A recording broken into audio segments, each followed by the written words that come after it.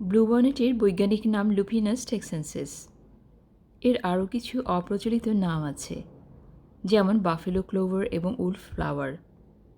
টেক্সাসের বাসিন্দাদের হৃদয়ে এই ফুলের বিশেষ এক স্থান আছে, কারণ ব্লুবনেট টেক্সাসের অফিসিয়াল স্টেট ফ্লাওয়ার। ব্লুবনেটকে 1901 সালে টেক্সাসের স্টেট ফ্লাওয়ার হিসেবে ঘোষণা করা হয়। হালকা সুগন্ধযুক্ত দারুণ দৃষ্টিনন্দন এই ফুল নর্থ টেক্সাসে সাধারণত এপ্রিলের মাঝামাঝি সময়ে সবচেয়ে বেশি ফোটে।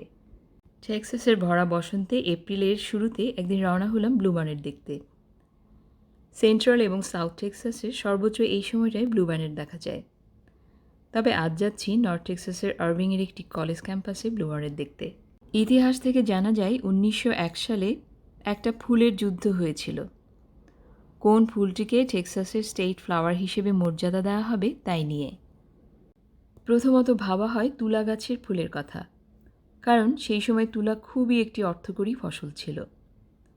তারপর ভাবা হয় পেয়ার ক্যাকটাসের কথা, কারণ ক্যাকটাস খুবই একটি কষ্টসহিষ্ণু টেকসই প্রজাতি। কিন্তু ব্লুবনেট শেষ পর্যন্ত সবচেয়ে বেশি ভোট পেয়ে জয়ী হয়। এখানকার এই ঘড়িটি সবসময় আমাকে আকৃষ্ট করে। ঘড়িটিকে ঘিরে ফুল এবং সবুজ গাছের যে সাজসজ্জা, সেটি বিভিন্ন ঋতুর সাথে সাথে পরিবর্তন হয়। কিছুদিন পর হয়তো দেখা যাবে এখানকার ফুল গাছগুলো তুলে ফেলে নতুন আরেক ধরনের ফুল গাছ দিয়ে সাজানো হয়েছে। যেমন শীতের সময় এখানে যেসব ফুল দেখা যাবে, বসন্তে আবার দেখা যাবে অন্যরকম ফুল।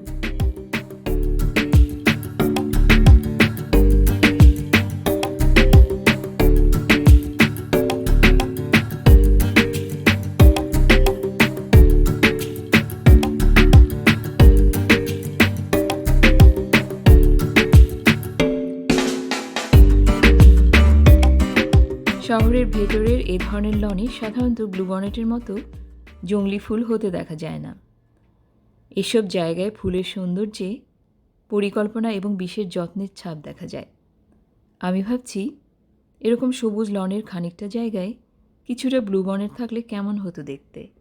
বসন্তের এই সময়টায় রাস্তার দুধারে অন্যান্য জংলি ফুলের সাথে থেকে থেকেই ব্লুবনেটের প্যাচ চোখে পড়ে। এখানটায় আবার ব্লুবনেটের সাথে আছে সাদা এবং হালকা গোলাপি ফুলের সমাহার।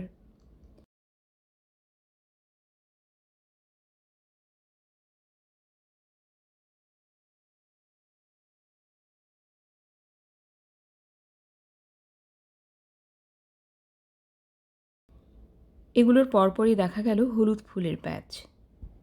বিভিন্ন ধরনের জংলি ফুলগুলো অনেক সময় দেখা যায় একসাথে ফুটে আছে।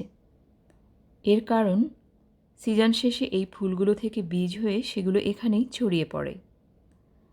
তারপর পরের বছর সেগুলো থেকে আবার গাছ হয়ে ফুল ফোটে। এভাবেই চলতে থাকে। এবার আমরা পৌঁছে গেছি গন্তব্যে, যেখানে খুব কাছে থেকে ব্লুবনেট উপভোগ করতে পারবো। চলন্ত গাড়ি থেকে রাস্তার দুধারে ফুটে থাকা ব্লুবনেট দেখতে নিশ্চয়ই সুন্দর, কিন্তু এই সৌন্দর্য এবং ঘ্রাণ পুরোপুরি উপভোগ করতে হলে আসতে হবে ফুলেদের খুব কাছে। ব্লুবনেট টেক্সানদের হৃদয়ে স্থান করে নিয়েছে, যেমন নিয়েছে আয়ারল্যান্ডের শ্যামরক, জাপানের চেরি, ফ্রান্সের লিলি, ইংল্যান্ডের গোলাপ এবং হল্যান্ডের টিউলিপ।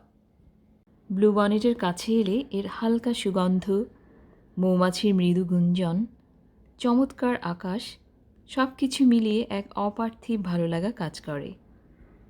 টেক্সানদের কাছে এবং ভিজিটরদের কাছে ব্লুবনেট এত প্রিয় হওয়ার কারণ এর সৌন্দর্য। অনেকে ছবি তোলেন, কেউ বা ছবি আঁকেন, কেউ কবিতা লিখেন ইত্যাদি। এছাড়াও ব্লুবনেট প্রজাপতি, মৌমাছি, পাখিসহ অন্যান্য বন্যপ্রাণীদের আশ্রয় আর খাবারের উৎস। ব্লুবনেটের শেকড় বেশ গভীর, যা মাটিকে রক্ষা করে ক্ষয়ে যাওয়া থেকে এবং এটি সাহায্য করে মাটির উর্বরা শক্তি বাড়াতে।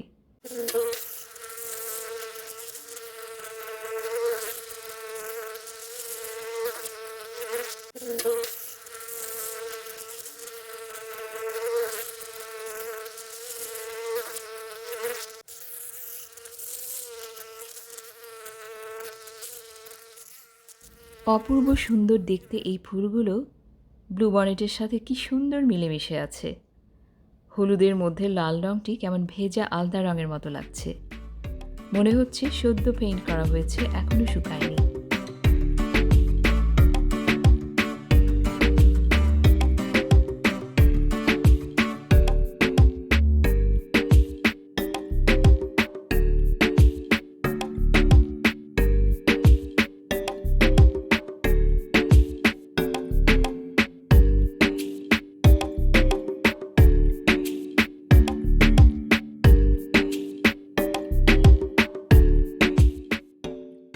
এখান থেকে মনে হচ্ছে ব্লুবনেটের স্রোত ঢাল বেয়ে যেন জঙ্গলে ঢুকে পড়েছে।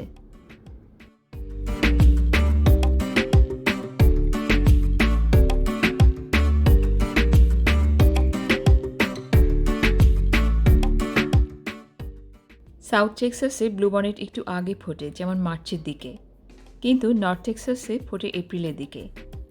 ডালাস এরিয়াতে ব্লুবনেট ফোটে এপ্রিলে।